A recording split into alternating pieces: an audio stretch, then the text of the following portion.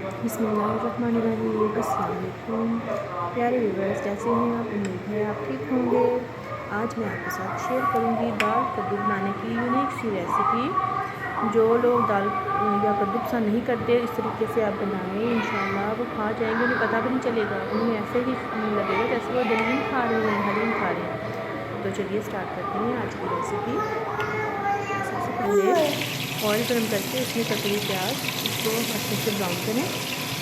इसको अच्छे से ब्राउन करने के बाद इसमें साबुत लहसुन, सब्ज़ मिर्ची इसी तरह से आप काट लें मोटी मोटी रफी चॉप, तो इनको इसके अंदर शामिल करके हम भून लेंगे। कोई इसको पीसना नहीं है, कोई इसको कुछ नहीं करना, इसी तरीके से आप इसको शामिल करें और इसको भूनते जाएँ। अदरक आपने अच्छे से कूट लेना है, कूटने के बाद इसमें शामिल करेंगे, इसको हम भूनेंगे और बाकी के मसाले इसमें शामिल करेंगे भुनाई करते हुए।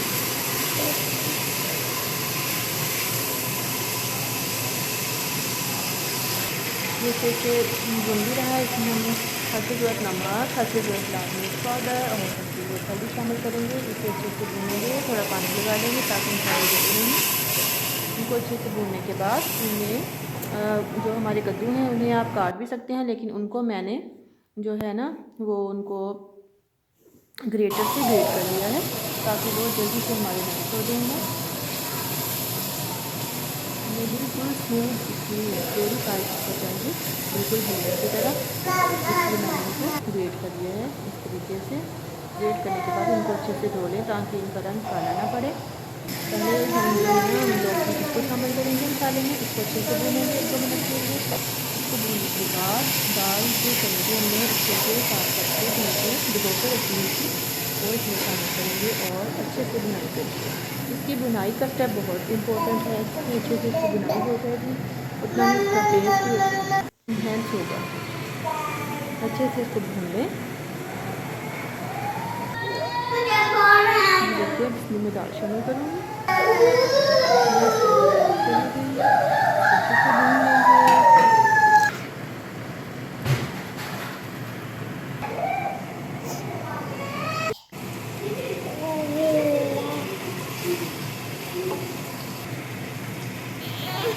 ये चला गया इसमें पानी, इसमें ज़रूरत पानी शामिल करेंगे और इसका ढक्कन बंद करके प्रेशर कुकर को 15 से 20 मिनट के लिए हम मीडियम टू हाई फ्लेम पर इसको कुक कर लेंगे।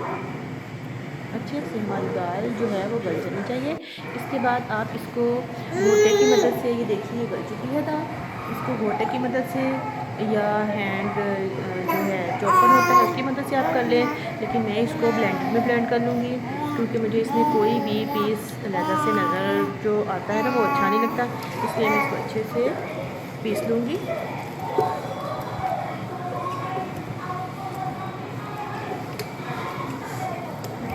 तरीके से आप इसको घोट भी सकते हैं, लेकिन मैं इसको ब्लेंडर में डाल के अच्छे से इसका प्यारा सा पेस्ट बना लूँगी। ये देखिए जी मैजिक, मैंने इसका अच्छा सा पेस्ट बना लिया। अब इसको ये थोड़ा सा गाढ़ा लग रहा था, मैंने थोड़ा सा इसमें पानी ऐड किया है और इसको बबल आने तक पका लूँगी और इसमें पिसे हुआ गरम मसाला जो है वो डाल दूँगी।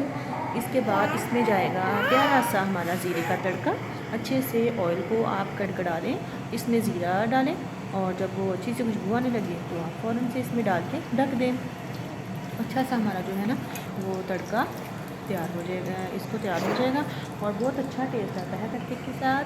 तो हमारा जी दाल लौकी, दाल कद्दू, जो भी आप इसको नाम देंगे रेडी है। प्लीज़ बनाइए और मेरे चैनल को सब्सक्राइब कीजिए, वीडियोज़ को लाइक करें, शेयर करें।